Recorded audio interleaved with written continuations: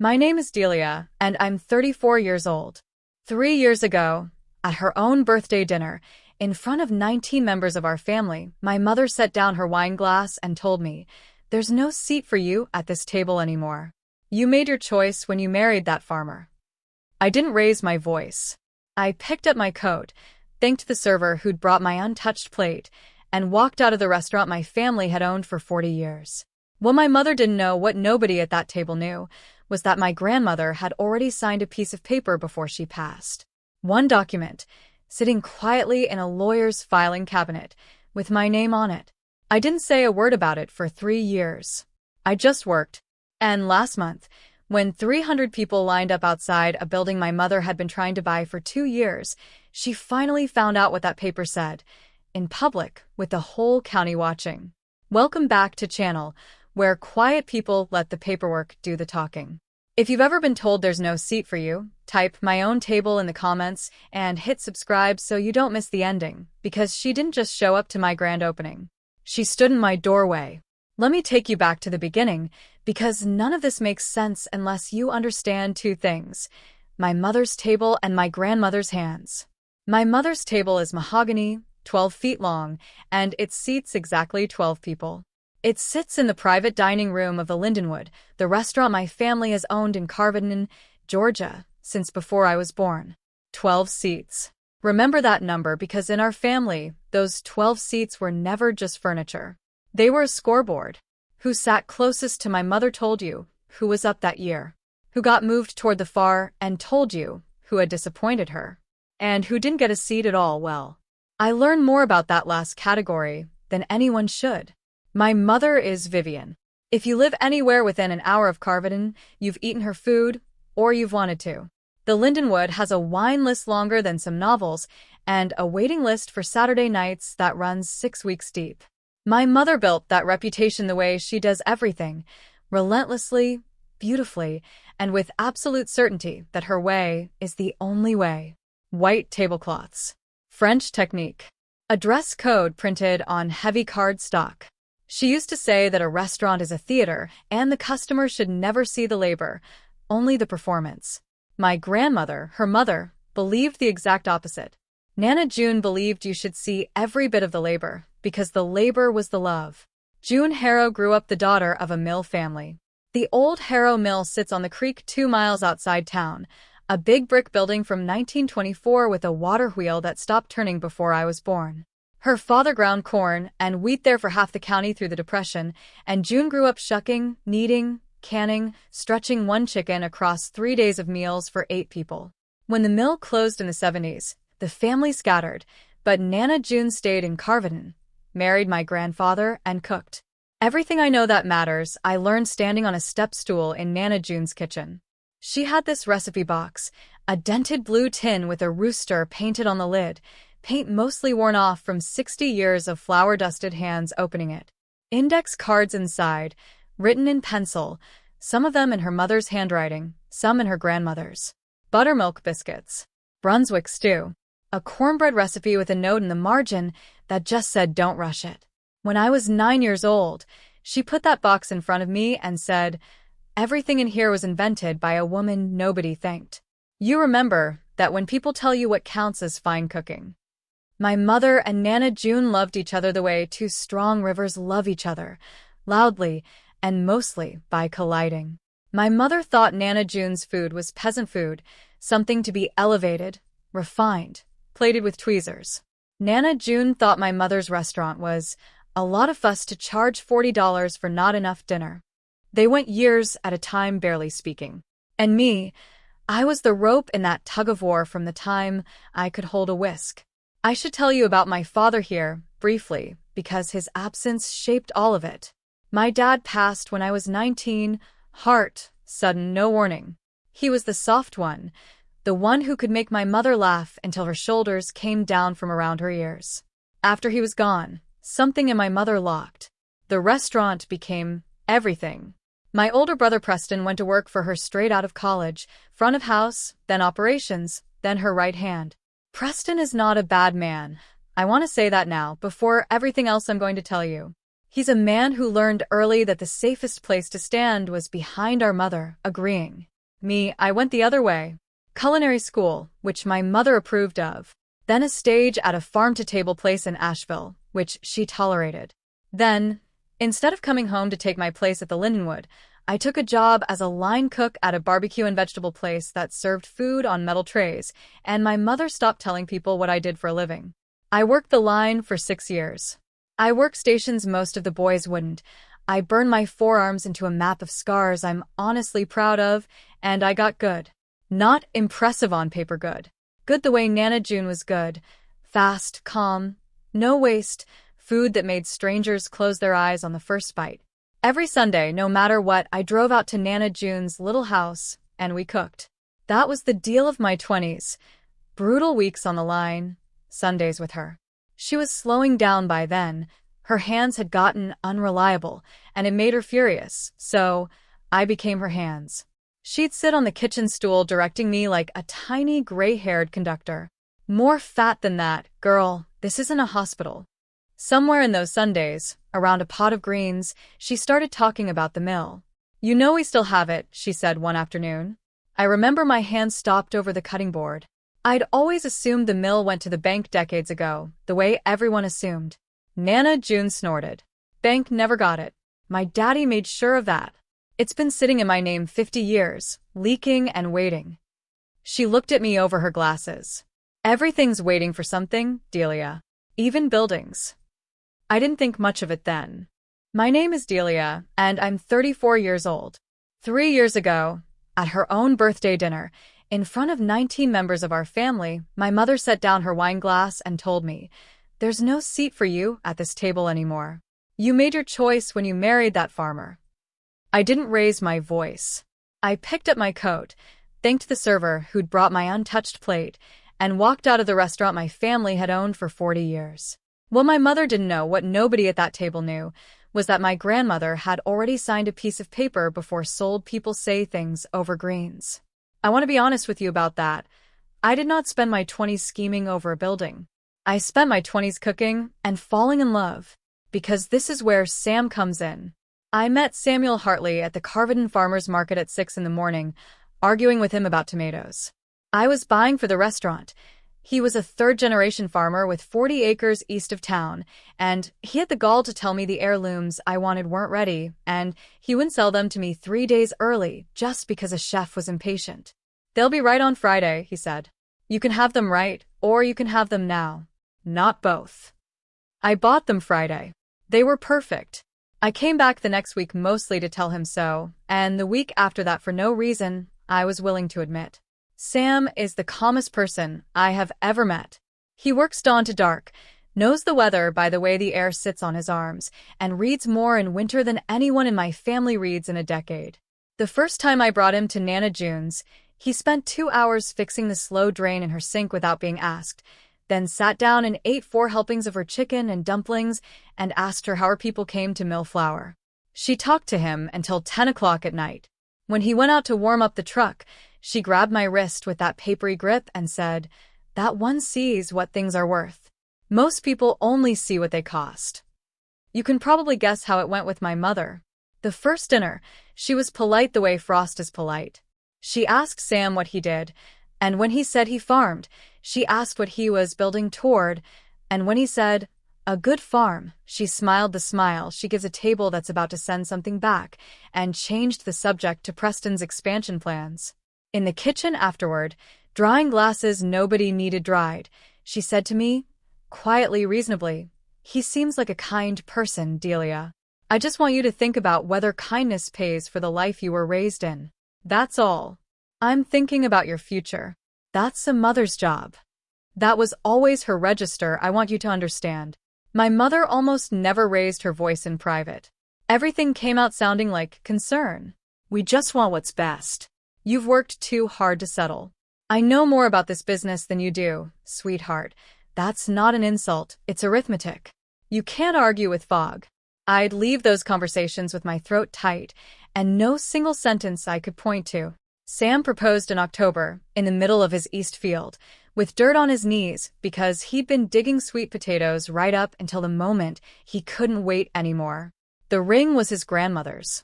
I called Nana June first.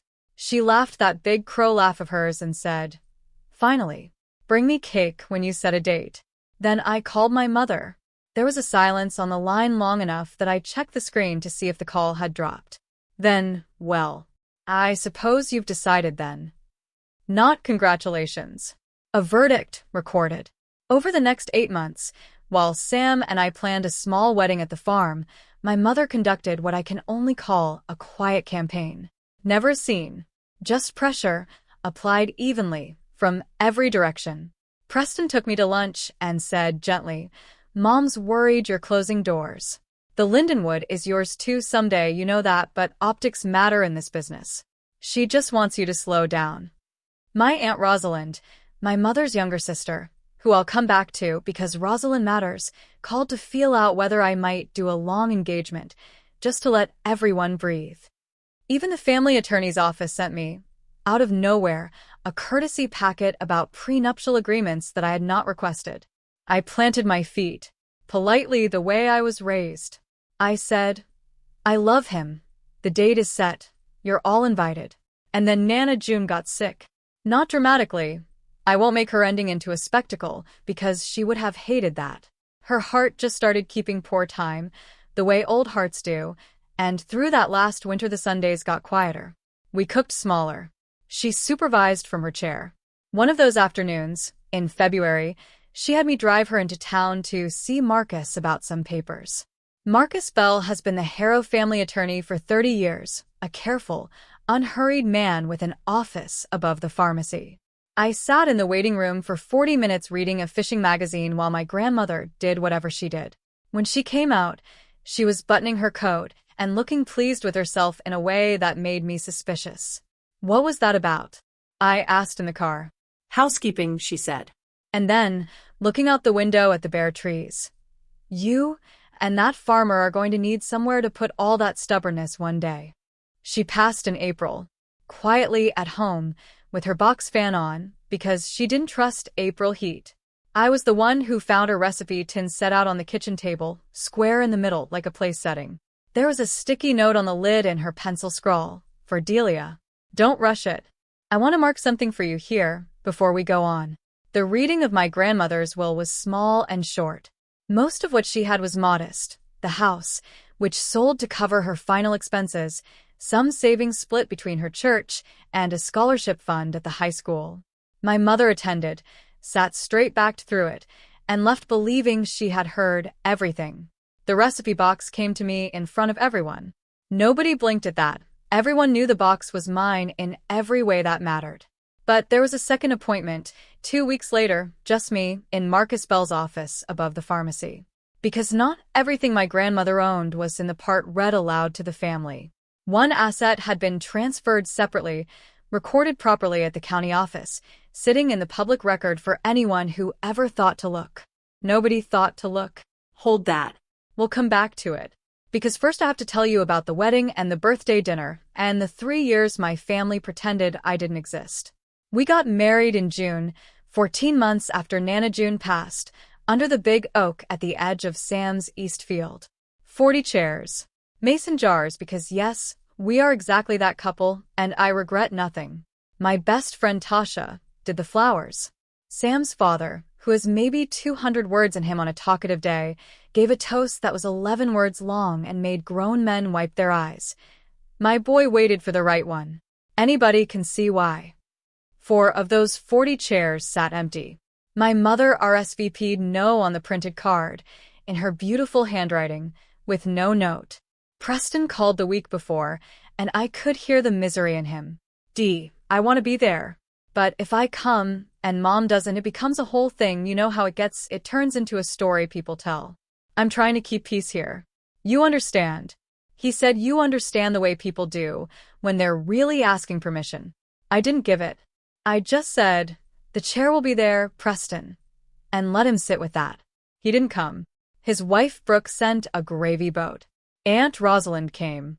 I want that on the record. Rosalind slipped in late, sat in the back row in a yellow dress, cried through the vows, hugged Sam so hard his hat fell off, and left before the dancing. Because, as she whispered to me with her hands cold around mine, "I have to live with your mother in this town, sweetheart." But I wasn't going to miss it. Witnesses matter in this story. Remember who was where. Here's the part that took me years to say out loud. The empty chairs hurt less than the quiet that came after. Some part of me had believed the wedding would be the storm, and after it the weather would clear. The opposite happened. After the wedding, my family simply closed over the space where I had been, like water over a stone. I wasn't invited to Thanksgiving that fall. Not uninvited. Nothing so crisp. The group text just formed without me. I found out from Rosalind that everyone had gathered at the Lindenwood's private room at the 12-seat table, and that my mother had seated Brooke's parents in the spot Sam and I would have had. When I called my mother, and I made myself do it calmly, dish towel over my shoulder, leaning on my own counter, she didn't deny a thing. Her voice was even and warm and completely immovable.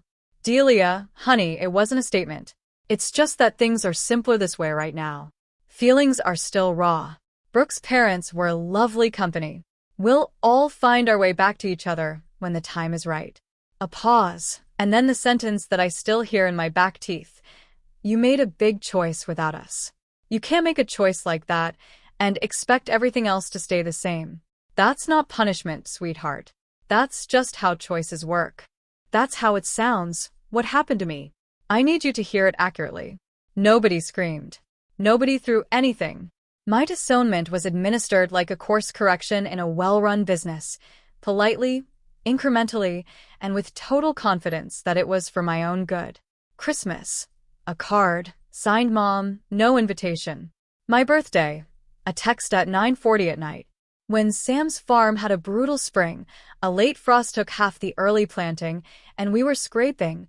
Word somehow got around the family that we were struggling, and instead of help, what came back through the grapevine was that my mother had told Rosalind, at lunch in public, well, she wanted that life. Farming is gambling with dirt. I won't fund a gamble. I learned about it secondhand, in the canned goods aisle, from a cousin who thought I already knew. My ears rang for the rest of the errand. I drove home and sat in the truck in our yard for 10 minutes before I could make my hands let go of the wheel. And still, and this is the part I'm least proud of and most honest about, I kept reaching. For almost 2 years, I kept reaching. I invited them to the farm for Easter. Declined graciously. I sent my mother flowers on the anniversary of my father's passing. Every year, like always, acknowledged with a 2-line thank you text, like a vendor. I dropped off a box of Sam's first perfect heirlooms at the Lindenwood's kitchen door with a note, because tomatoes had once been the beginning of everything good in my life, and I thought maybe, I don't know what I thought. Preston texted me that night. Chef said to say thanks. They were great in the special. Chef said to say thanks. My own mother, third person through my brother, through her job title. Something went still in my chest when I read that one, and stayed still for a long while. Now, the birthday dinner. the scene you heard about at the top. My mother's 60th birthday was held, of course, in the private room at the Lindenwood. And here's the thing, I was invited. After 2 years of frost, an actual envelope, actual cardstock, my name in her handwriting. Vivian's 60th, family dinner. The Lindenwood, 7 o'clock. No +1 written, but it was addressed to Mrs. Delia Hartley, my married name, in her hand, and fool that I am, I read that as a white flag. I cried in the bathroom holding it, if you want the truth. Just a short, ugly, hopeful cry, and then I washed my face and bought a dress. Sam read it differently. Sam reads weather, remember. He turned the card over twice and said, quietly, "Why's my name not on it?" And then, "I'll come if you want me there. But I think you should ask her straight out, before you walk into that room, whether I have a seat." I didn't ask. I told myself asking would start a fight before the piece had a chance. 19 people were at that dinner. I have counted them in my memory many times. My mother, Preston, and Brooke's parents, again, Rosalind and her husband Gerald, for cousins with spouses, 2 of my late father's siblings, my mother's business partner Eleanor, and the wine rep my mother has known for 20 years and treats like family precisely, because he agrees with her about everything. I arrived at 7 sharp. Sam drove me, kissed my temple in the parking lot, and said he'd get a sandwich up the street and keep his phone loud. The hostess, a girl I'd known since high school, went stiff in the face when she saw me, and that should have been my second warning, the way her eyes flicked to the seating chart and back. Hands going cold, I followed her into the private room. 12 seats at the table. 19 people. So a second table had been added along the wall, the overflow table, where the cousins' kids would normally sit. And there it was. Every seat at the mahogany table had a small ivory place carved in calligraphy. I walked the length of it, smiling, hugging cousins, scanning. Preston, Brooke, Eleanor, Rosalind, Gerald. My card wasn't at the table. My card was at the overflow, between a cousin's empty chair he hadn't shown and the wall. Fine, I told myself. Knees a little loose, but fine. It's a full party, somebody has to sit there, don't make it a thing, you're here, that's what matters. I sat at the wall. I made conversation. I drank half a glass of wine very slowly and complimented the amuse-bouche to the server, like the professional I am. Then, between the second course and the third, my mother stood up to give her toast. She was luminous, I'll give her that. 60 years old, and not a hair out of register. She thanked everyone for 40 years of the Lindenwood, for the family, for the loyalty. She talked about my father for a moment, and the whole room went soft. She talked about Preston, the future of this table. And then, I watched it happen. Watched her eyes find me at the overflow table against the wall. She said, to all 19 of us, in that warm, reasonable, carrying voice. And I want to say something because we're all family here and family should be honest. This year I've had to accept that not everyone we love chooses this family back. Some people choose a different life, a smaller life, and we have to let them. Delia, honey, I'm glad you came. But I think we all know things can't be how they were. There's no seat for you at this table anymore. Not because we don't love you, but because you gave it up. You made your choice when you married that farmer. And I have made mine. This table is for the people who chose us. She raised her glass. To family, the ones who stay. And here is the detail that did the actual damage, the one I think about more than her words. Most of them drank. Not all. Rosalind set her glass down so hard the water beside it jumped, and Gerald put his hand over hers. Preston lifted his glass about 4 inches and then seemed to lose his nerve in both directions at once, and just held it there, hovering, looking at the tablecloth. But the cousins drank. Eleanor drank. Brooke's parents, strangers in my family seats, drank to me losing mine. The room was so quiet I could hear the ice machine through the wall. I want to tell you exactly what I did, because the doing of it is the only thing from that night I own. My face was burning. I could feel the heat climbing my neck into my jaw, and my hands had gone so cold the wine glass felt warm. I stood up from the overflow table. I folded my napkin and set it beside the plate because Nana June raised me and you do not throw linen. I said, and my voice came out steadier than I had any right to expect. Happy birthday, Mom. The lamb was over-seasoned, but the room looks beautiful. That's it. That's all I said. 11 words and an honest note on the lamb. Then I picked up my coat, thanked Danny the server by name at the door, walked out past the hostess stand, and stood on the sidewalk in the October air breathing like I'd come up from deep water. Sam answered on the first ring. He didn't ask what happened. He said, coming, and hung up, and 7 minutes later his headlights swung around the corner, and when I got in the truck he just put his hand out, palm up, on the seat between us, and drove me home while I held onto it. In the kitchen that night, still in my dress, I took Nana June's blue tin down off the shelf. Don't rush it. I sat at our table. Our table, scratched pine, seat 6, no head, and I made a decision I had been circling for 2 years without admitting it. Because I haven't told you what was in that second appointment at Marcus Bell's office, have I? The one 2 weeks after the will. The one nobody in my family knew about. The Harrow Mill, the brick building on the creek, 1924 cornerstone, 11,000 square feet of leeks and swallows' nests and history, had never left the family. My grandmother had deeded it to me before she passed. Properly. Recorded at the county. Mine. Free and clear. along with a small account she'd kept for its taxes and a letter, 1 page, pencil. I'm not going to read you the whole letter, because some things stay between a girl and her grandmother. But I'll give you the last 2 lines, because they're the engine of everything that comes next. Your mother cooks to be admired. You cook to feed people. The mill always fed people. Don't rush it, but when you're ready, you'll know what it's for. The morning after my mother's toast, I called Marcus Bell, and then I called the bank, and then I stood with Sam in the cold middle of that beautiful ruined building, pigeons arguing in the rafters, and said out loud for the first time, I'm going to build it here. I'll move quickly through the building years, though they were the longest of my life, because you need just enough to understand exactly how public what happened at the end was, and why my mother, of all people, walked through that door. We did it the slow way, because the slow way was the only way we could afford, and the only way Nana June would have tolerated. I kept cooking nights, Sam farm days. We renovated in the seams. We took a $180,000 small business loan with the building as collateral, and I want to pause on that, because the loan officer, a kind, square man named Mr. Okafor, looked at the appraisal on the mill and looked at me and said, Mrs. Hartley, you understand you're sitting on close to $500,000 of riverfront building, free and clear? You could sell this and be comfortable. And I heard Nana June in my ear and said, it's not for selling. It's for feeding people. He approved the loan anyway. Bless him. 3 years. New roof the first year, that was most of the money. Roofs are violence. Wiring and plumbing the second. The third year was the kitchen, the dining floor we milled from the mill's own salvaged beams. Sam and his father planed every board and 42 seats. Not 12. 42.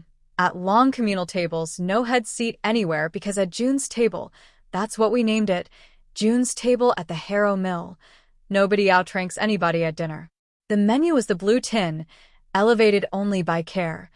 Brunswick stew with Sam's tomatoes, the cornbread you don't rush, greens with enough fat that it isn't a hospital.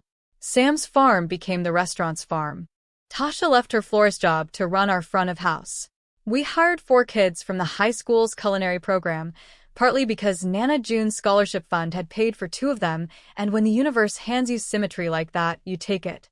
Now, here's where my mother re-enters the story, 2 years before she ever walked through my door, without knowing it. The Lindenwood had been hunting for an events annex. Weddings are where the margin is. Everyone in this business knows it. Their private room seats 12 and their patio seats 60, and my mother had been losing wedding business for years to a vineyard up the highway. And the most photogenic, most historic, most obviously perfect building in the county for a destination event space was, you're already there, the Harrow Mill. Her own mother's mill, which she, like everyone, believed had been lost to some bank or some cousin decades ago. The first purchase offer came through a broker, addressed to the owner of record care of Marcus Bell's office, from something called Linden Hospitality Group, LLC, for $180,000. Marcus called me, dry as toast. You've had an offer on the mill. I believe you'll recognize the buyer's lineage. I told him to decline, no counter, no comment. 8 months later, $525,000, with a letter about preserving a piece of Carvedon's heritage. Declined, no comment. The third one came during our build-out, after the new roof was visible from the road and the county paper had run a short piece. New life for the old Harrow Mill? That named no names, because we'd kept the LLC quiet and the paper hadn't dug. That third letter dropped the warm language and offered $560,000 with a line I will quote exactly, because it's perfect. Our client has a long-standing family connection to the property and is best positioned to honor its history. I stood in my half-built dining room holding that letter, and I laughed until I had to sit down on a sawhorse. Then I had Marcus send back 4 words. We are a 4-words family, apparently. It must be genetic. The owner isn't selling. So understand the table that was set, pun entirely intended, by the time opening week arrived. My mother knew the mill had a new owner who had refused her 3 times. She knew a restaurant was opening in it. The county knew it too. The Historical Society had gotten involved because the mill is on the local register, and they'd planned a little ceremony for opening day. A bronze plaque for the building, remarks from the society president, the works. The Chamber of Commerce sent invitations to every business owner in the county. Every restaurateur. Everyone. Which is to say, my mother was invited to my grand opening by the Chamber of Commerce to a building she'd tried to buy 3 times, without anyone involved knowing they were lighting a fuse. We had kept my name off everything public. The LLC was Blue Tin Hospitality. The permits were Blue Tin. The press contact was Tasha. Not because I was plotting a moment. I want to be clear about that, because this is the question I've asked myself in the dark. I did not build a restaurant for 3 years as a trap for my mother. I kept my name off it because I was tired, bone tired, of every project of mine in that county being read as a chapter in Vivian's story. I wanted the food judged before the surname. That's all it was. But I won't pretend I didn't know she'd come. The whole county was coming. Opening day. First Saturday in May. We'd done a soft week for friends and the farm vendors, so the kitchen was tuned, but nothing tunes you for what was outside. People started lining up on the gravel at 3:40 in the afternoon for a 5 o'clock ribbon. By 4:30 the line went down the drive and along the creek fence. Tasha did an actual count for the fire marshal, and the number, which I will love until I die, was 311. 311 people outside my grandmother's mill. The Historical Society had their little podium and their cloth-covered plaque by the door. The county paper sent a photographer. 2 TV stations sent crews, because Slow News County, gorgeous building, everybody loves a comeback story even before they know whose it is. I was at the door in my whites at 4:50, greeting the line, when Tasha appeared at my elbow with her professional smile locked on and said, through her teeth, "Black Mercedes. Just parked. Party of 4. My stomach dropped about a foot, in a way I can only describe as the floor of an elevator giving. I knew the car. I watched them come up the gravel. My mother in cream linen, sunglasses, immaculate. Eleanor, her business partner, and 2 men in blazers I'd later learn were the investors behind the Linden Annex project. The project that, as far as their press release the previous fall was concerned, was still pursuing a historic carven-in venue. They weren't there for me. I need you to sit in that with me, because it's the strangest part. My mother walked up that drive thinking she was going to scout a competitor, shake hands with the chamber, and finally lay eyes on whoever had outbid her sentiment with their stubbornness. She was scanning the building, appraising the roofline, the windows. I watched her literally count the windows, and she was 4 feet from the door when her eyes came down from the architecture and landed on the woman standing in it. Me. Whites. My name embroidered over the pocket, Delia, and below the pocket, on the apron, our logo, a blue tin with a rooster on the lid. I have seen my mother compose her face 1,000 times. I've seen her absorb a no-show party of 10, a kitchen fire, a health inspector on Mother's Day, all without losing the line of her smile. What happened on that gravel was not composure. The color left her face in real time, top to bottom, like something draining. Her step actually caught, heels scuffing gravel, and Eleanor's hand came up under her elbow on reflex. For maybe 4 seconds, my mother, who has never once in my life run out of words, stood completely still in front of 311 witnesses and said nothing at all. I said, "Welcome to June's table. There's room for everyone." And I held the door. She came in. What else could she do? 2 TV cameras, the chamber president bounding over to her like a retriever. "Vivian, isn't this something?" Half the county watching the famous restaurateur arrive at the new restaurant. Walking out would have been a story by sundown. So my mother did what my mother does.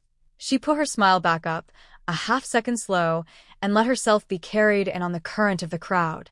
And I watched her take in the room her mother grew up in, the salvage beam floor, the long tables, the 42 seats with no head, the blown-up photograph on the brick wall of June Harrow at 19, dusted to the elbows in flour, laughing at someone outside the frame. She hadn't put it together yet. I could see her doing arithmetic and getting the wrong sum. Daughter works here. Daughter is the chef, even. Fine, someone hired her. That's how her math ran. I'd bet the building on it. Because the alternative wasn't on her page at all.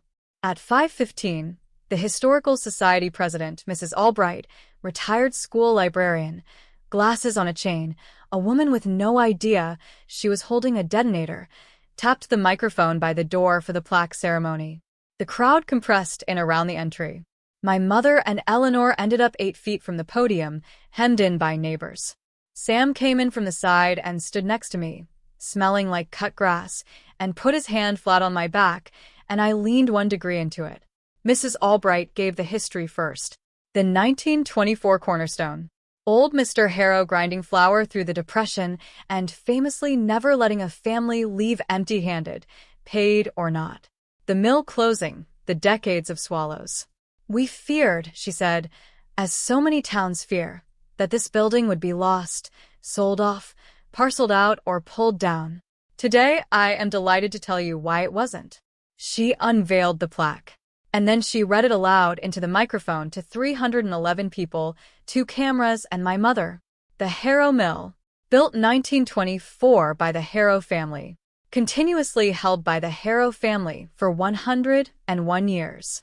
Conveyed by June Harrow to her granddaughter, Delia Hartley, and restored as June's Table, where nobody leaves empty-handed. There was a beat of quiet while the county did its own arithmetic, and then the applause came down like a roof giving way.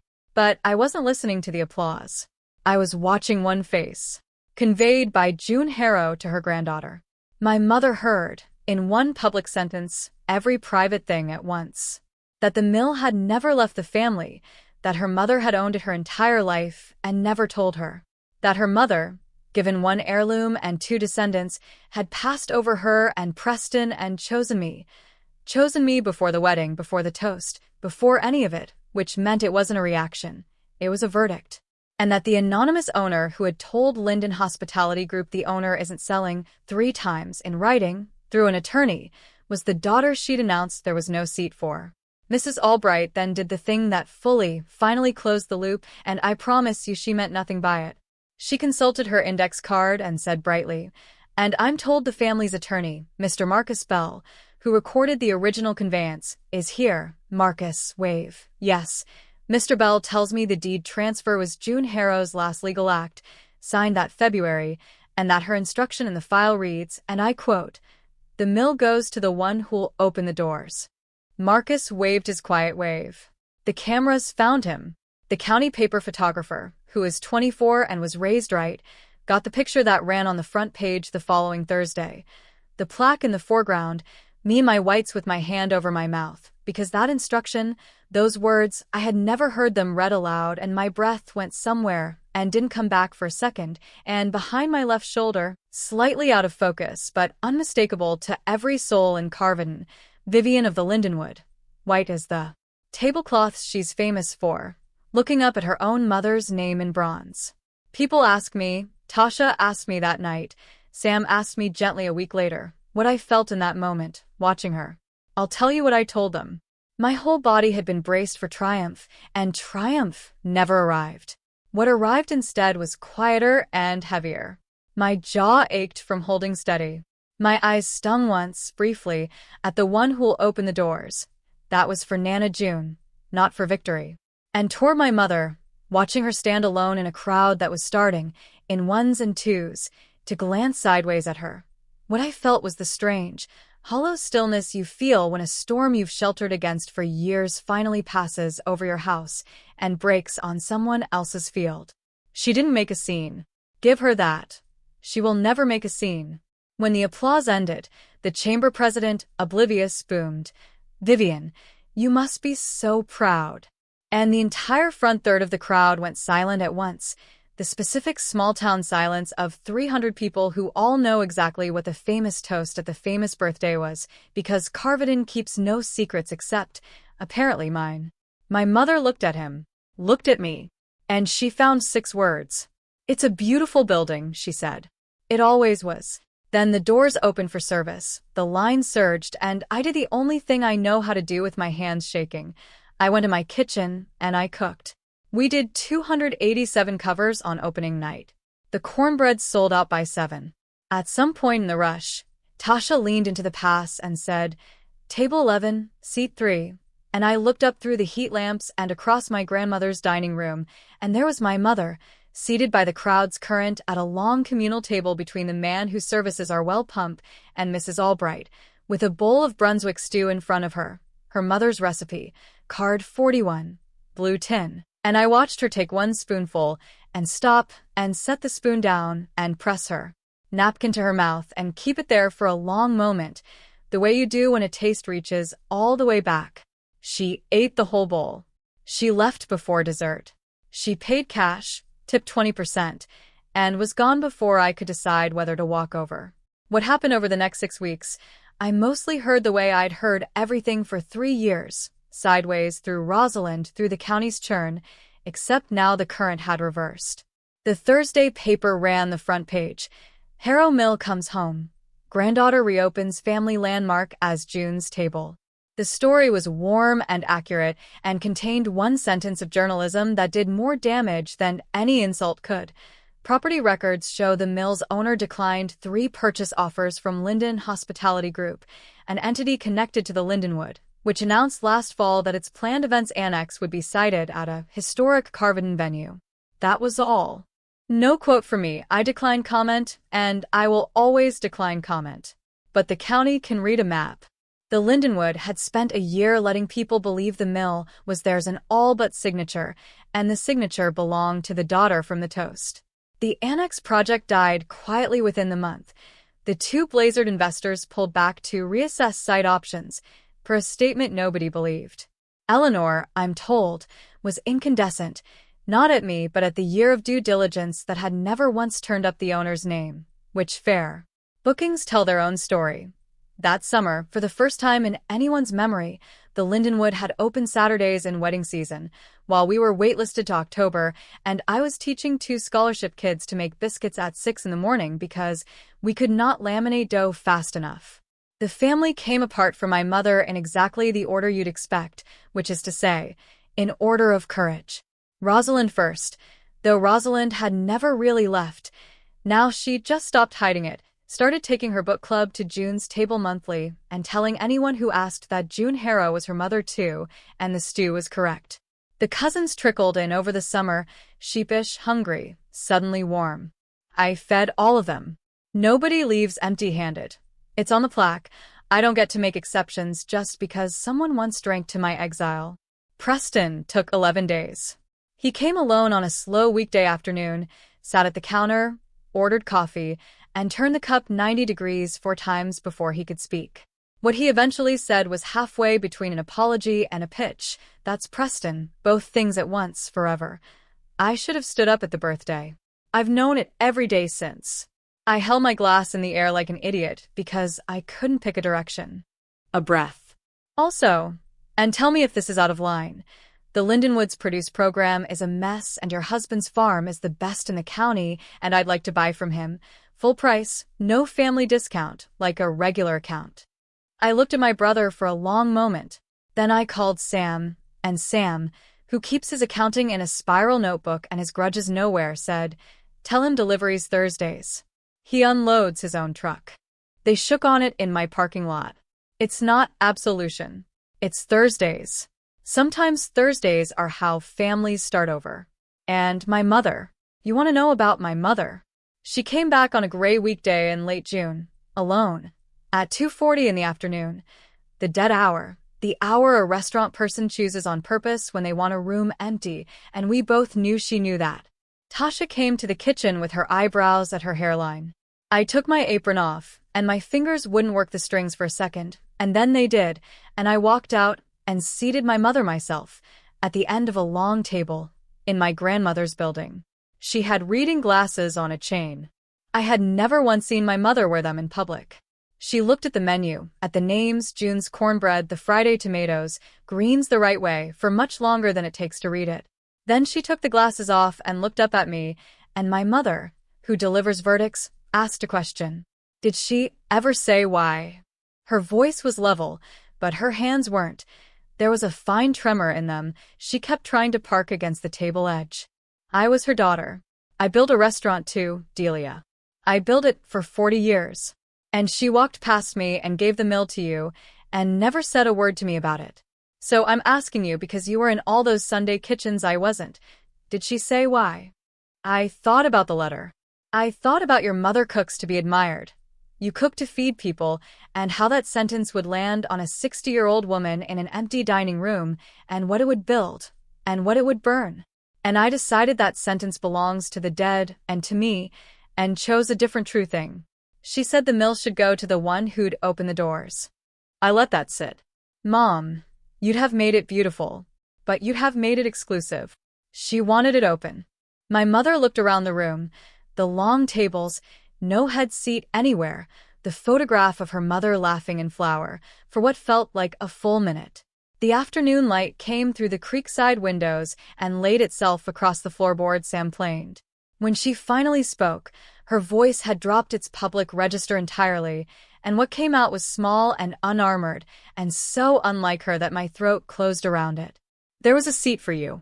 There was always going to be a seat eventually. I thought, she stopped, started again. I thought if it cost you enough, you'd come back to the life I built you. That's what I told myself I was doing. Pricing you home. Her eyes were bright and fixed hard on the table. And your grandmother knew exactly what I was 20 years before I did it, and she planned around me. A breath that shook on the way in. I would like to know if I can eat here, Delia. I'm not asking for the rest yet. I know the rest is long. I'm asking about lunch. For words. I'd been carrying them without knowing it, the same 4 I'd send again and again, the only 4 that were ever fully mine to give. I said, you can eat here. And then I went back to my kitchen, because the dead hour was ending and the bread needed turning, and I made my mother the cornbread you don't rush, and set it down in front of her myself, and she ate it slowly alone, in her mother's mill, and on the way out she stopped at the plaque by the door and stood in front of it with her purse held in both hands like a hymnal, and then she went home. She has a standing reservation now. First Friday of every month, 5:30, seat at the long table, whichever seat is open like everybody else. Some months we talk for 10 minutes at the counter. Some months she just eats and squeezes my wrist on the way out, that papery grip arriving a generation early. Preston unloads his own truck on Thursdays. Rosalind's book club has gotten loud enough that we gave them the corner. It is not fixed. I want to be honest with you all the way to the end. A family is not a sauce. It doesn't repair just because you keep stirring. But the doors are open. That was always the assignment. That night after her first lunch back, I closed up alone, wiped the long tables, banked the kitchen, turned off the lights section by section the way you tuck in a building. Drove home with the windows down past Sam's East Field, where the tomatoes were 3 days from right. Fed the dogs. Put the kettle on. Ordinary things. In an ordinary kitchen, at a scratched pine table that seats 6 and has no head. That's where I'm telling you this from. Moral. Here's what I know now that I didn't know at that birthday dinner. People who need you small will always call your growing a betrayal. Grow anyway. You don't have to fight for a seat at a table that was built to rank you. You can build longer tables and the right people will find them. The loudest revenge I ever took was a door held open. Recap. That's my story. A blue recipe box, a deed nobody thought to read, and a table where every seat is the head. Audience question. So now I want to hear from you, because I held the door for the woman who toasted my exile, and some nights I still wonder about it. If the person who shut you out walked into your grand opening with the whole town watching, would you seat them at your table, or let them wait in line like everyone else? Drop your answer in the comments. Drop a comment, hit subscribe, and I'll see you in the next one.